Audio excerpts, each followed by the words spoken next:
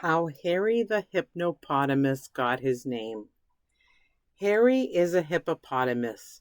He lives at the Ashland Zoo.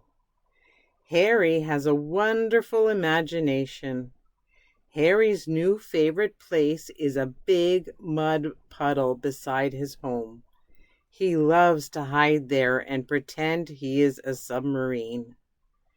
When he is all covered up with mud, Harry feels invisible to all the visitors who come to the zoo.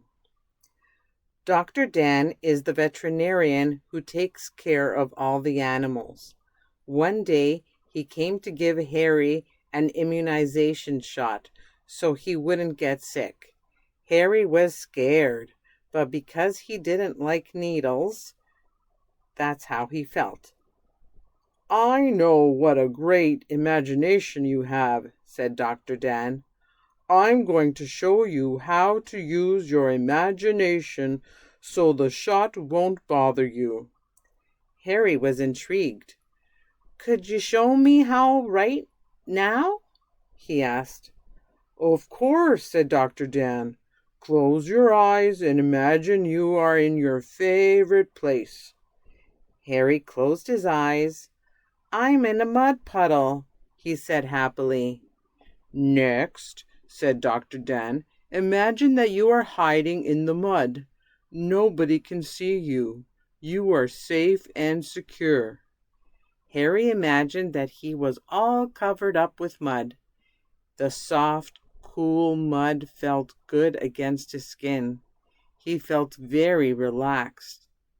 "Now, take a deep breath," said Dr. Dan. "Imagine that you are blowing bubbles in the mud."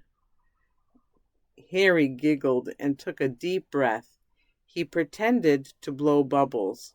He was having so much fun thinking about his mud puddle that he hardly noticed the little pinch when the needle poked him. One day, Harry had a very bad toothache. Dr. Dan came to see him. "Remember how your terrific imagination helped you when I came to give you the immunization shot?" "But my tooth really hurts," said Harry. Dan nodded sympathetically. "Using your imagination may help it hurt less," he said. Harry took a deep breath. "I'm ready." "Close your eyes and imagine you are having lots of fun," said Dr. Dan. Harry smiled. "When I was a little hippo," he said, "my daddy told me stories about Africa. The mud puddles there are huge, so lots of hippos can get in the mud together." Harry closed his eyes and imagined that he was in a giant mud puddle in Africa. Lots of hippos were in the mud with him, splashing and blowing bubbles.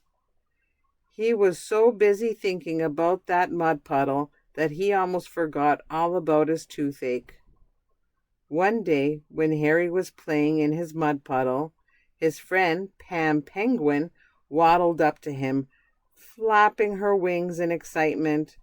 "We're moving," she cried. "The zoo is building a new and better place for us to all live." "Moving?" Harry felt sick to his stomach. He wanted everything to remain the same. He liked the familiar, comfortable place he had with his very own mud puddle. Harry wasn't sure he wanted a new home. He felt scared. Then Harry remembered how Dr. Dan had taught him to use his imagination to control his thoughts and feelings. "I call it hypnosis," said Dr. Dan. "It's all about learning what you didn't know you knew. It's thinking to help yourself." Harry imagined that his new home would be like hippos can't see very well, but they have a wonderful sense of smell. Harry imagined what his new home would smell like. He imagined how soft and cool his new mud puddle would be. The mud puddle made him feel safe and secure, just like the old one did. Pretending and thinking about his new home helped Harry not to feel so scared on moving day. When the zoo truck brought Harry to his new home, Dr. Dan was there to welcome him. "I'm so proud of you," he told Harry. "You are so good at using hypnosis to help yourself. I brought you a new sign that I made for your new home." The sign said, "Harry the Hypno-potamus."